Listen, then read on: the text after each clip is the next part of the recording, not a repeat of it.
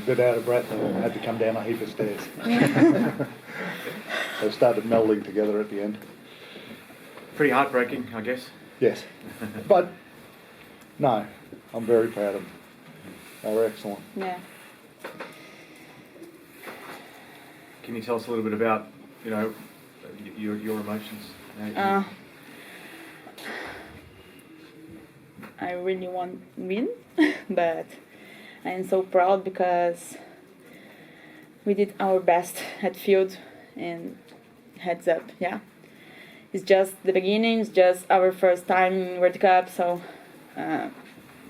step by step we can do better, and inspiration the next generation. So in the next World Cup it will be so much better. Yeah. Yeah. And I think we can do it. Well, it must be fair to say that it exceeded expectations. These 3 games, is it? Yeah. Look, after the last game, as I said, the girls sort of beat themselves up a bit, and I was a little concerned coming into this that they would be too hard on themselves, but they turned it into fire, and I thought they came out quite well today. I'm very happy. It did exceed expectations in a lot of ways today, in that they went from a team that was pretty punished by England. We did a few silly things against Papua New Guinea, and they sort of had a good crack at us too. So for the girls to come back, get that experience and really do something with it was the most impressive thing I've seen for a long time. They were great today.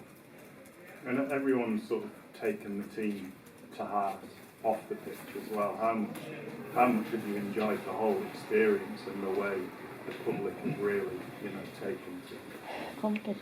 O público gosta de vocês muito. Ele vai foram capitals muito. We have good dancers of TikTok. But I think be Brazilian is be happy, so we have good energy, and in the field we have a good team. Out the field you have a good group, so we are proud. One of the highlights of the tournament is Edna's try. Can you tell us a little bit more about it? And that's the slowest 100 metres I think I've ever seen. She's got little legs and they crack along at a good pace, but she's certainly not the fastest in the team. I think she's been playing for a while. I won't give away her age, but you go back a couple of years and I reckon she'd have 20 metres on herself. But it was a definite game changer and a mood changer for us. We were the girls weren't exhausted, but they were just waiting for that break, and Edna certainly got that for us. She was great. Would a draw have felt like a victory, really? Your first competition point? Yes. Yeah. A draw would have been nicer.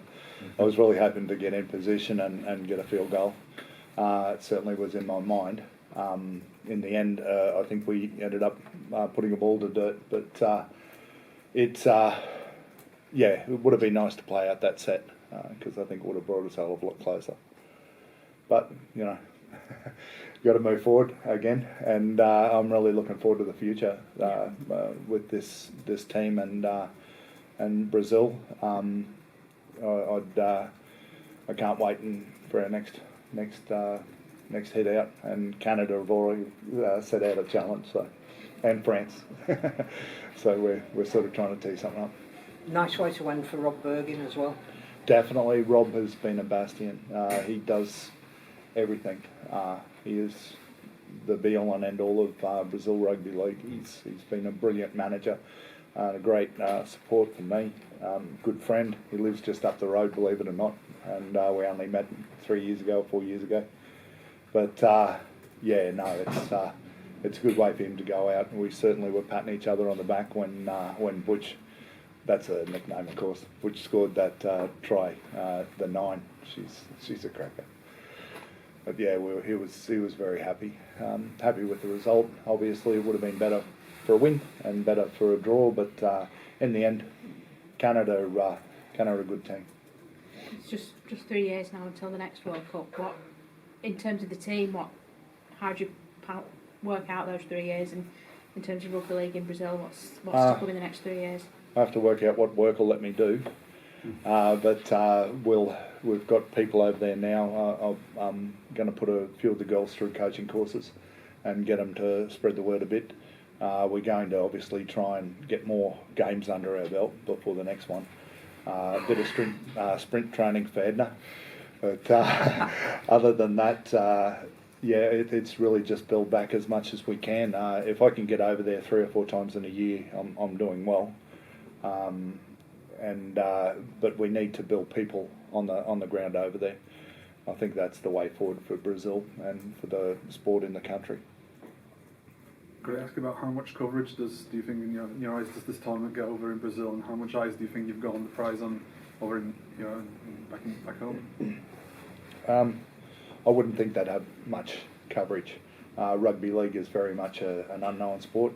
I'm hoping that this sort of opens their eyes a bit. Obviously, a win today probably would have given us a bit better press or a bit more press, but we